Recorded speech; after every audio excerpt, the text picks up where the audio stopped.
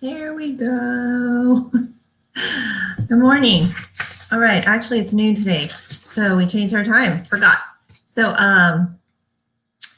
I hope you all are well and happy, and everybody's ready for Thanksgiving.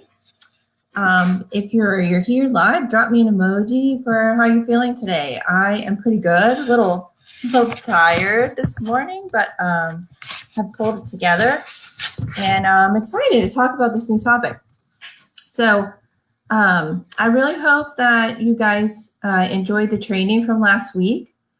It was so fun broadcasting from Learning Express. It was so cool to be in a toy store and using all their fun stuff. So if you haven't had a chance to see it, it's in the group. And I apologize for the first 3 minutes. The sound wasn't working. So if you do go back to catch it, fast forward to like 3:10, I think it is. So anyway, always fun with technology. Also, I'm so happy that some of you took advantage of the special that was running on a consultation assessment session with me. And I'm really excited to get to work with you guys this week. Anyway, that's really fun for me. I love meeting you and helping figure out what your goals and some solutions are. So if you missed that special, today at the end, I'll be offering a new one. So stay tuned, and I'll let you know what that is. All right. Changing topics this week. We're going a little bit older, so mature now. I'm moving up to about 8 to 11 months, and I'm spanning that out. That age just because, it's not like you learn one skill that exact month. The stuff I'm teaching you is kind of about how to stay balanced and progress, but it's not necessarily going to be in 1 month. I mean, if your baby is not attempting, we're going to talk about crawling today. If they're not attempting it by 11, like I just put 8 to 11, meaning they could still be perfecting it. They could get it. It could click all the way at 11. But if they're not attempting it, and they're pushing 11 months, reach out to me or someone, and take a look at maybe why that would be. So hopefully at this age, 9 to 11 months, end of 8, your baby's already moving around on the floor, and they have an opinion about what they want to do and what they want to get, and they even get frustrated when they can't get to something. Okay, hopefully, not that I'm hoping they're frustrated, but they have that drive to move around and to get things. So this is kind of the prime learning for them to crawl. Why baby will want to crawl is developmentally, they're ready for the next step. Okay, they're ready to move faster. And if they've been moving around on their belly, they can do that really cute, scooting forward on the belly, or even pivoting, turning in circles.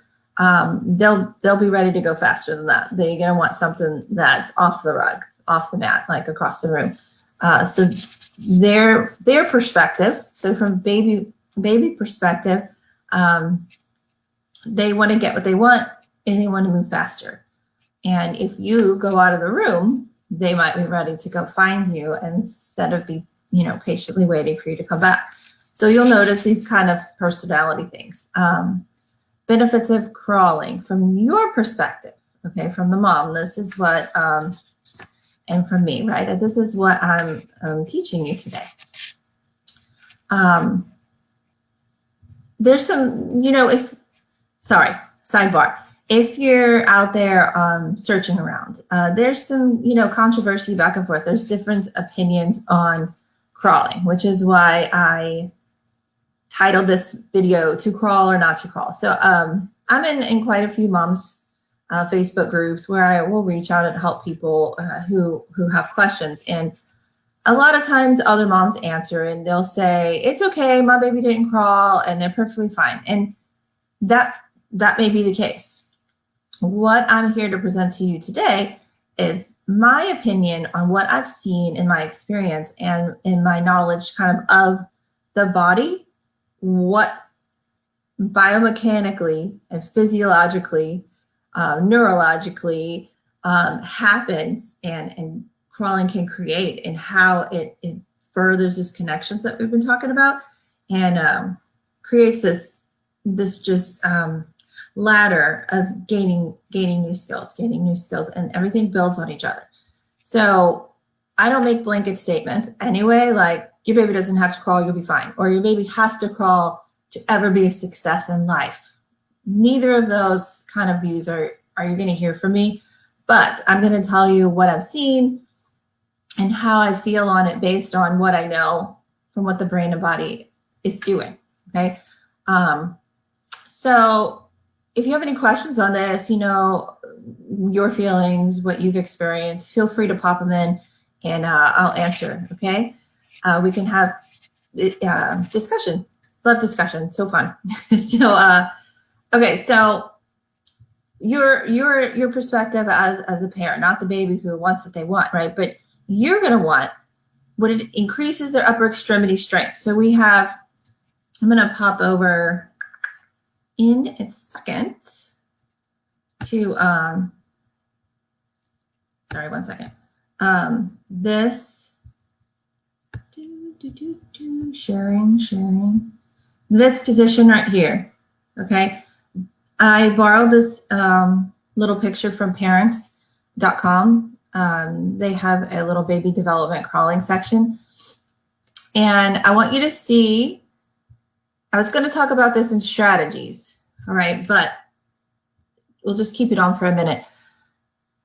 When the benefits of crawling are, so your upper extremity strength, when we say upper extremity, I mean their hand, their wrist, elbow, shoulder, neck, and their back muscles. So if your scapula is your shoulder blade, and you can't see it in this baby, but when you push down into the floor, all of those muscles are activated. All right, so that's a kind of a short description. So when I say strength, I'm including all of those things I listed. Their core strength, which is your abdominals. You have multiple abdominals, 4 different kinds actually, and they all have different pulls on the spine. So therefore, your spine is going to be more supported as you grow. It's going to be, I guess supported. Just think of kind of those baby, when you're pregnant, you wear those things, oh my gosh, the spandex that support your belly to hold it up. So on the inside, picture just a weave of really tight bands, and support your spine. So picture that. So that's what we say when we say abdominal strength. So when I say trunk strength and flexibility, so your trunk is that whole middle, includes your back and your tummy muscles. So we're going to strengthen all those, and activation of them, meaning they're going to know to turn on and do stuff, right? And then flexibility. So when you crawl, you move one side forward, right? The one hand forward, and then the leg comes up. And so every time you move, you're getting stretching on one side, activation on the other side. And it's this great, beautiful balance of how everything works together. So that leads me into another benefit, which is coordination. So in order to do this skill, they've had to master moving around in other different ways on the floor. They've had to master shifting and weight bearing on one side. And if any of this, you kind of know what I'm saying, but you don't, just let me know. Just write it in there like, when you mean weight bearing, what are you saying? So coordination is huge because it's helping cross midline. So you're helping one side of the brain connect with the other side of the brain. So we're back to those connections. So when your arm on one side and your leg on the other side, and then they have to turn a little bit and look at something. And so it's, like I said, it's a beautiful balance working together. And a fourth benefit is different visual field and their different perspective when they're up a few inches off the floor. So they're going to see the world in a different way. And this equals an increase in the processing. So and their connections. And so what I mean by processing is they're getting new information. So you're challenging the system. So if you've been watching the last few weeks, we're talking about use it or lose it. Challenging their system makes more connections and it gets stronger. More trial and error to therefore have more success. That's pretty much the basis of everything I'm going to teach you right there. So if any of this resonates with you, you know, in a good way, like, yeah, I love that, or it kind of doesn't make sense, just reach out and you can schedule a call. Okay, I'll talk a little bit more a minute about that at the end. So how can you help if they don't seem to want to crawl or they're not quite figuring it out? Real quick, don't wait until it's 12 months, okay, or 13 months and then say they didn't crawl, let's just skip it. This is me, because they're not going to want to go back if they've already, you know, started walking and cruising necessarily. They might not want to go backwards. So if they're not trying to figure it out, this is when you want to step in, okay? If a baby doesn't start crawling, there's likely a reason. Not necessarily a bad reason, but a reason, okay? Just like a cry, I believe there's a reason, right? It's communication. The benefits they're so high crawling that I believe that we should teach them. Okay, there's just so many benefits to it that I feel like we should put in that extra work and effort and brain focus on it to teach them how to crawl. So here's a couple reasons that a baby might not have start crawling or feel it, and these are not serious reasons. This is kind of a typical everything's fine situation. It feels weird. So if they didn't have a lot of floor time and have the experiences that they need to build up to the skill, it's going to feel weird. If tummy time felt weird, they didn't learn all the things that I've kind of been talking about. Great. Love that. If you haven't done all those things, you know, it's just that might show that why they're having a difficulty. So it feels weird and they're like, I don't want to do this. I'm just gonna, you know, roll multiple times and I can still get that toy. I'm good. There are other options for movement that can be, so if they either are carried all the time, not all the time, but if they're carried more, okay, that's another option. If they've learned multiple rolling, if they've learned some kind of scooting thing, because I'm just throwing this out there, I'm not diagnosing, okay? If their core, say, hadn't been developed, the core kind of pulls it all together. If that hasn't been developed, they're going to try to push up. They're going to be like, that's really hard. I don't see that working. And I'm talking a little bit about baby life from Look Who's Talking back in the early 80s when baby was thinking that the adults were crazy. But you know, the baby's gonna feel like that feels weird. I'm not strong enough. I'm just gonna do this weird scooty thing. And to him, it's not weird, or her. It's like, this is what works. So if there's other options, they might not be seeking out the crawling, but we can help. It's the same as we're talking about. Let's step in there, change their trajectory, make it a little bit, you know, let's move them forward. Give them all the tools that they're gonna need, right? This just occurred to me. I had a parent of an adorable little girl one time, and we were working on some basic skills. She was very young, but he says, oh, by the way, could you just throw in there and go ahead and make her a lefty now while you're at it? Because we really would like her to get a scholarship, you know, to college, and lefties have a bigger advantage. And I was like, sure, I'll work on that. So it's just really funny. So, anyway, sorry. Other, not enough floor time. I did say that, but not enough floor time. Also, in addition to maybe being a little weaker, their core, their upper extremities, all that, they could have a decreased range of motion. Like one hip, if it's a tighter, or their side of their body's tighter, they might not. It feels weird. Asymmetry, right? So if they were only rolling one direction, or just a bunch of things like that, they could have asymmetry. So once again, if anyone, this kind of resonates with you, if you're seeing any of these issues or you just want to move to the next step, let me know. Say, what about this? All right. There's some ways you can work on getting symmetry, or just depends on what their struggle is. So I'm going to flip back. Just going to show you two. One's a picture also, but I'm going to show you this picture again. So one way that you can, here you go. This is just a quick and easy way that you can try to work on crawling. So this baby is likely not crawling because of a little weakness in their core, maybe their arm. So see that she hasn't, that left arm of hers, she wants the toy and she's like, oh, okay, cool, you're gonna hold me up with the blanket. So her left arm is not fully extended. It's not really holding her up. So in this case, you might need, to lessen the amount you're holding her up. But this is just a technique that you can use, and put it under the chest, or maybe a little bit lower. So ideally, we want the abdominals to kick in to hold this position. So you don't want to put a ton of pressure on their abdominals for a long period of time. As a therapist, if I was working with this little girl, I would be using my hands to turn the muscles on, to tell them what they need to do.